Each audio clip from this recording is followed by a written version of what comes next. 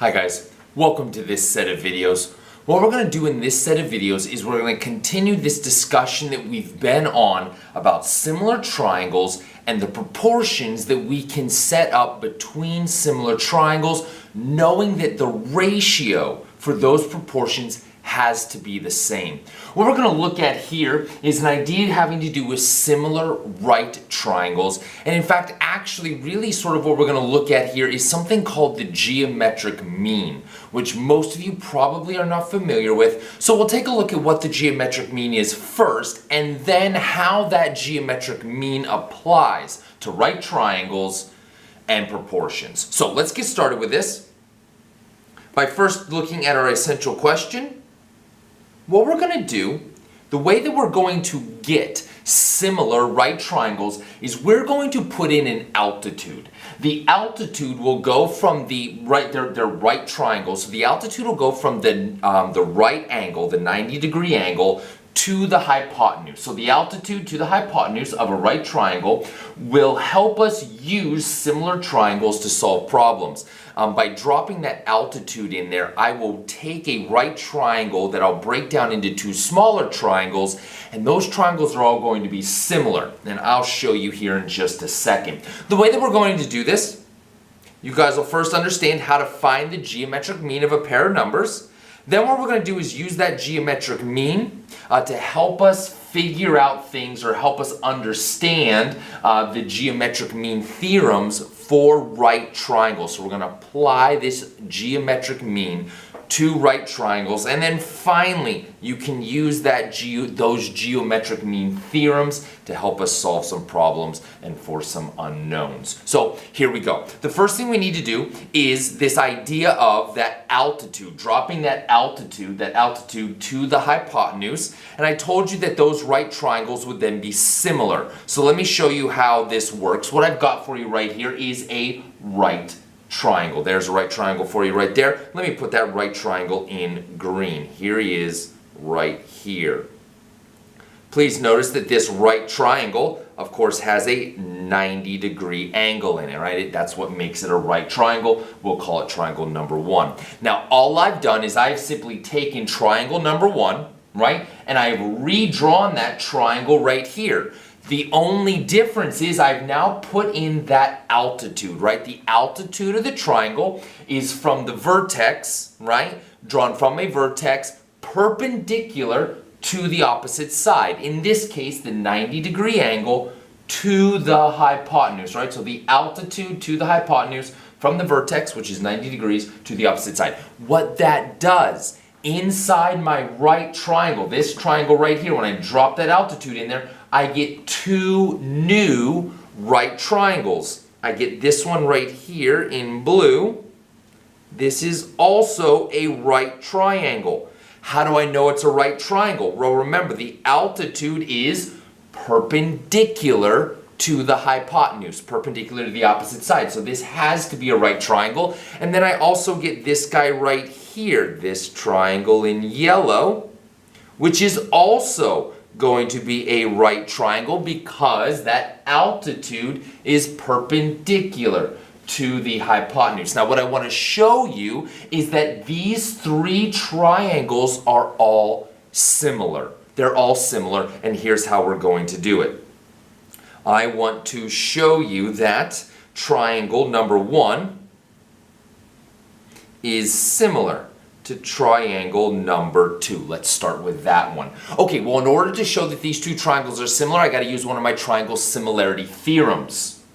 I think I have a good idea of which one I can use. First, please notice that both of the triangles, right, have a 90-degree angle. So 90 degrees is, of course, congruent to 90 degrees, all right? Now, also, please notice, remember, I took triangle one, I simply redrew triangle one right here and then dropped in an altitude. Since all I did was took triangle number one and dropped in an altitude, triangle number one and triangle number two, not only do they have the 90 degrees in common, but this top angle up here is exactly the same angle.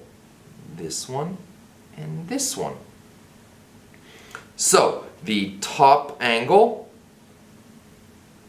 is congruent to the top angle in number 2.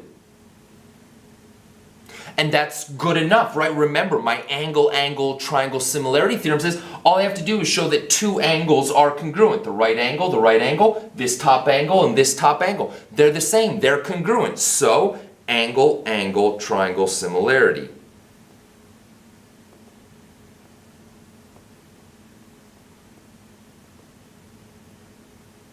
Okay, what about triangle number 1 and triangle number 3?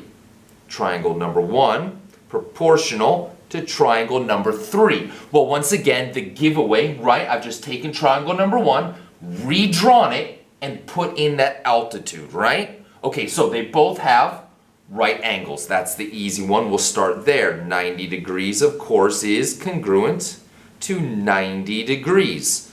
Okay, well, what else do they have in common? Well, you should be able to see it. I took triangle number 1, I redrew it right here. So what other angle do they have in common? The bottom angle. This bottom angle right down here is congruent to this bottom angle right down here. And there it is. That's all that I needed. So the bottom angle in triangle number 1 is congruent to the bottom angle in triangle number 3. Because I now have two angles, they both have a right angle, and these guys are congruent. That is the angle-angle triangle similarity.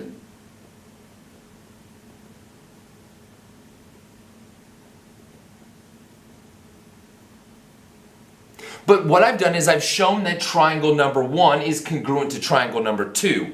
And I've shown that triangle number 1 is congruent to triangle number 3. But I said up above that by putting in that altitude, you would get 3 right triangles that were all similar to each other. Which means I also have to show that triangle number 2 and triangle number 3 are similar triangles. And actually, to do this, it'll be the transitive property from algebra. Please look, if triangle number 1 is proportional to triangle number 2, and triangle number 1 is proportional to triangle number 3, right? So triangle number 1 is proportional to number 2, triangle number 1 is proportional to number 3. Well, if 2 is proportional to 1 and 3 is proportional to 1, then they have to be proportional to each other.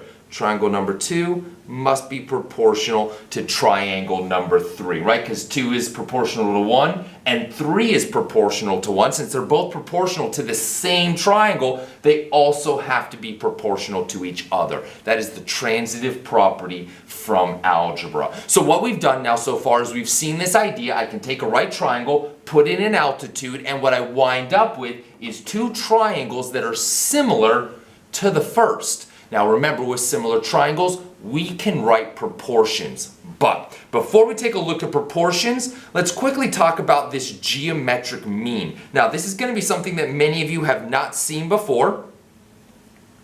When it comes to the geometric mean of two positive numbers is going to be the positive square root of the product. Okay, here's what this means. I know, again, the math always sounds more difficult when you read it. If I give you two numbers, let's say 4, give you the number 4 and 5. The geometric mean of these two numbers is going to be the positive square root of their product. So 4 times 5 and take the square root of it. That's going to give me some number. In this case, it'll actually be the square root, actually it'll be 2 square roots of 5. So the it's just that simple. The geometric mean of 4 and 5 is 2 square roots of 5. That's the geometric mean. You find it by taking the positive square root of the product of whatever two numbers I give you. But of course, that's way too easy. And what does that have to do with similar triangles? So actually what we're going to do is use this idea of geometric mean when setting up proportions. Okay, so here's the way it's going to work. Remember, what we've been doing is we've been setting up proportions, similar triangles, and setting up those proportions. What's going to happen here in just a second when we try some problems is when I set up these proportions, two of the numbers are going to be the same. Two of the numbers will be the same, and that's what I've got for you here. X and X is the same in each of those ratios. So I have some number A divided by a number X. That's got to be equal to that same number X divided by some number B. Well, it's just a little bit of algebra from here, right? I'm going to multiply each of these guys to the other side, right? We cross multiply, and when I cross multiply, what I wind up with, right, is I multiply that B to the other side, multiply the X to the other side, I wind up with A times B is equal to, right, X times X is just X squared. So all I did was I just cross multiplied. Well, how do I get this X by itself? Yeah, take the square root of both sides, and I wind up with X is equal to the square root of A times B. Well, this right here is our definition for geometric mean, right? It is the positive square root, there's the square root, of the product of two numbers. There I am, I'm multiplying two numbers together. So what's going to happen here in just a second is we're going to have similar triangles. When we set up the proportions, two of the numbers are going to be the same, right? I'm going to have the same number in each ratio, and it turns out being a geometric mean. Let's practice a couple of times. I got a couple of example problems for you right here on this page. We'll go ahead and do these ones together, but we're going to do it by setting up those ratios, right? So I want you to find the geometric mean X of the numbers 4 and 25. Now, just like I had back here, please notice, right? I had a number divided by the geometric mean, and then the other one, the geometric mean divided by a number. It doesn't matter which way you set it up. You're going to get the same answer either way. So I could do 4 over X is equal to X over 25. But if you didn't like that, you could do X over 4 is equal to 25 over X. Whatever. It doesn't matter. Please don't feel like you're going to screw this up. You cannot screw this up, right? As long as you have a number over the geometric mean equal to the geometric mean over a number, right? You set up those proportions, those ratios the right way. It doesn't matter which way you set them up. You're going to get the exact same answer. So I'll go ahead and do this one since this was the first one I put up there. And again, like we said, it's just simply cross multiplying. We've been doing this now for several sections. You know, in order to take care of these proportions, to solve for X, I need to cross multiply. Well, when I multiply the X to the other side, I wind up with an X squared. That's all going to be equal to multiply the 25 to the other side, and 4 times 25 is 100. Well, how do I get the X by itself? Yeah, take the square root of both sides. So X is going to be equal to the square root of 100, which of course is equal to 10. So this means the geometric mean of 4 and 25 is the number 10. Let's check to make sure that that is actually true, right? Because we can check our answer. 4 over, right, remember, X equals 10. The geometric mean is 10. So plug it in.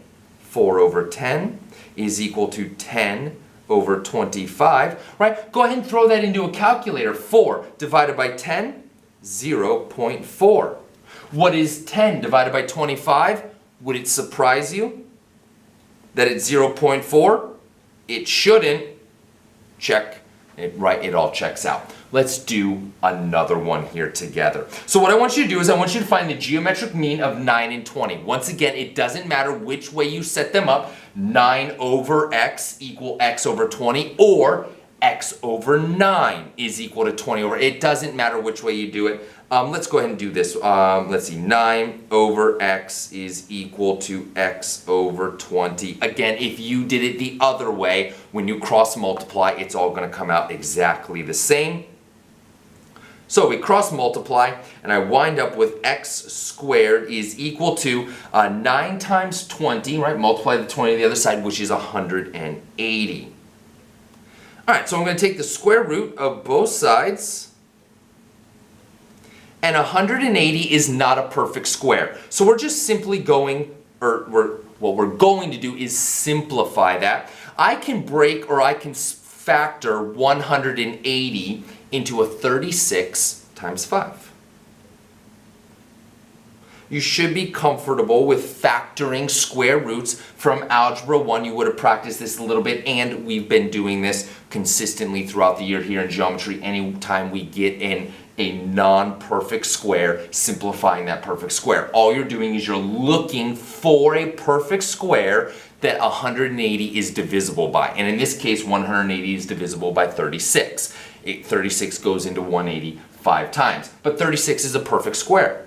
So the square root of 36 is 6, and I'm left with the square root of 5 that I can't do anything with.